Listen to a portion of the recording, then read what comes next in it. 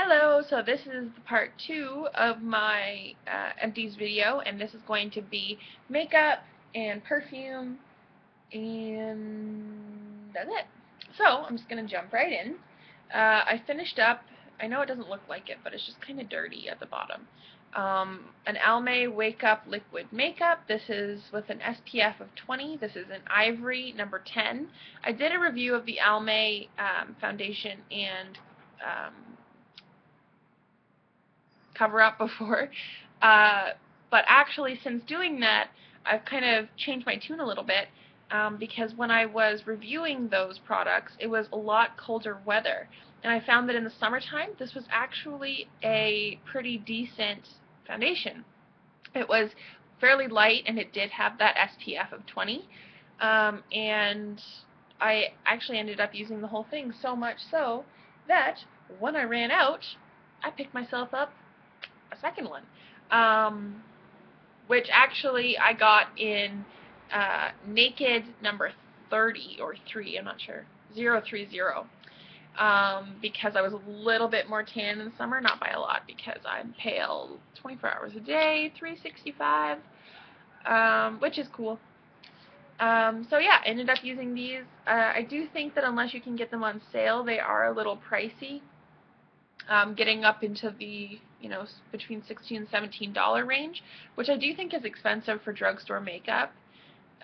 When you start getting into those prices, I'm like, just go and, spend the extra couple of dollars and you really treat yourself, like either that or, get the foundation from the drugstore that's in the, $8 to $9 range. That's what I got these guys for, but I got them on sale.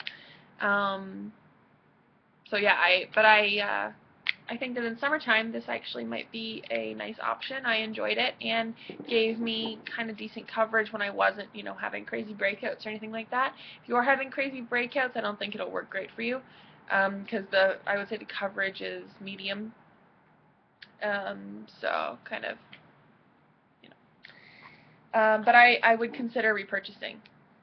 So if I can get them less than the regular retail price.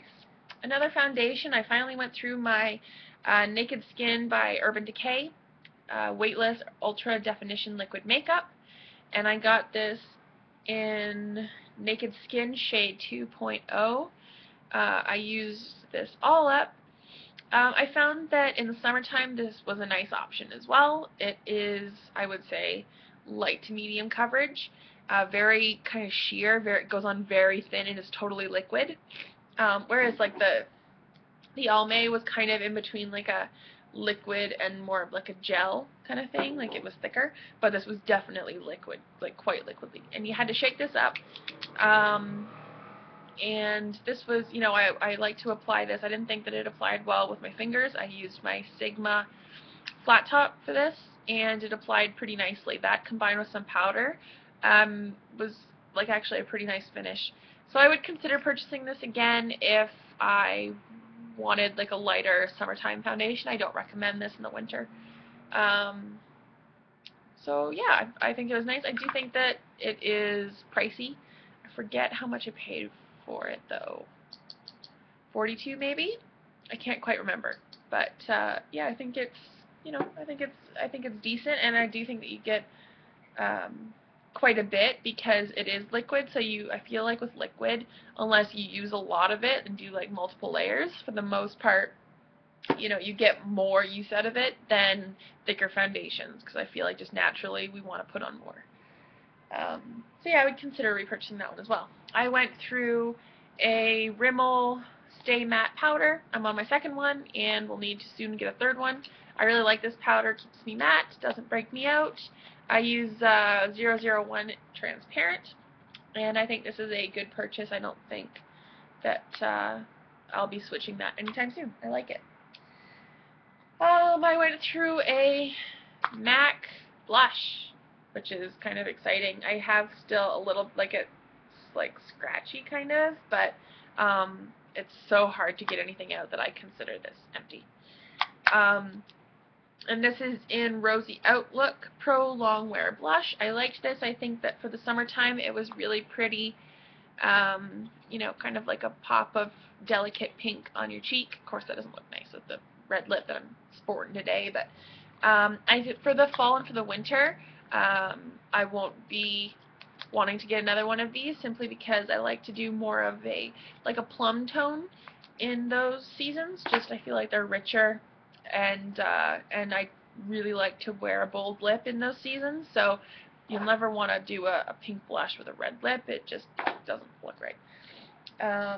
So yeah, but I would repurchase. I think it's a pretty pink color. So for the spring or for the summer, I think it's nice. And you don't have to put on a lot in order to get a pretty amount of blush. This is a, whoa, guys. This is a Clinique True Black 02 Brush On Cream Liner. It's not totally empty. I don't know how well you'll be able to see in there. It's so dark. I made a mess of it, that's for sure. Yeah, I don't think you really see, but I used a lot of it, but it ended up drying out when I got to about a third of the way down. And yeah, and I found that it was like cracking when I tried to put it on. Like if it would go on, then once it dried, start to like chip and kind of peel off. Not attractive. So I will not be repurchasing that because I don't want that to be happening. I'm gonna give something else a day in court, maybe Bobbi Brown or MAC, because I do like the cream liners. So I'll be trying that. This is another Almay product. This is so disappointing because it is pretty. The Almay 020 for Blue Eyes shade stick, the dual shade stick. Okay, so it's like this, and this is the color for the brown side, and this is the color for the gold side. So you'll see, they are pretty. They do look nice. Ignore that red liner up there. I was in MAC today. So they are pretty. The problem is that these guys do not blend very well, especially the dark one. When it's on your eye, it just, you have to really tug in order to get your line where you put it to go away. And I don't apply like really heavy shadows or shade sticks or anything like that, so I feel like if you did apply it heavy, it would be even that much harder to actually blend nicely, and I think that it would be really, really tough. So it was just unappealing to me after a while because it was so much work, and the little sticks would fall out. I have to put it back in, and it just doesn't seem sanitary, and it was a pain, and just don't recommend these. Then I've got, this is going to probably be a shocker for everybody, a Victoria's Secret Strawberry and Champagne Fragrance Mist. I've used a little bit of this. I don't like this. I don't like the smell. I thought that I did, but I don't. It smells like hairspray, but in a bad way. It smells like strawberries and kind of like there's old strawberries and hairspray. Didn't like this, and it kind of bothers my skin a little bit. It kind of just irritates it. And I think for the price, this is $12. I think it's just not worth it. And I find that it looks kind of cheap when it's on my dresser, which I don't like. So I don't recommend that.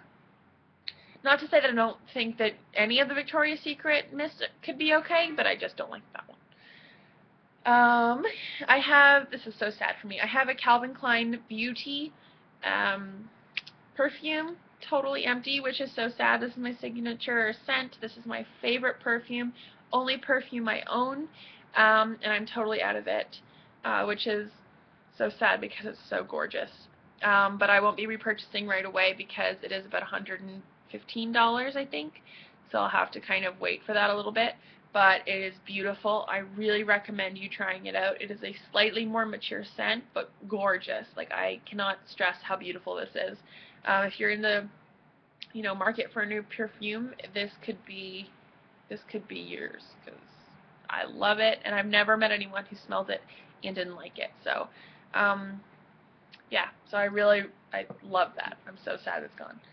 Okay, so that is everything. So holy moly, almost at 10 minutes. Okay, well, I'll let you go, but I hope that you enjoyed this video. I hope that it helped you out a little bit. Sorry it was so fast, but I went through a lot of products over summer. So hope that your fall is going well, and I will talk to you guys later in my next video.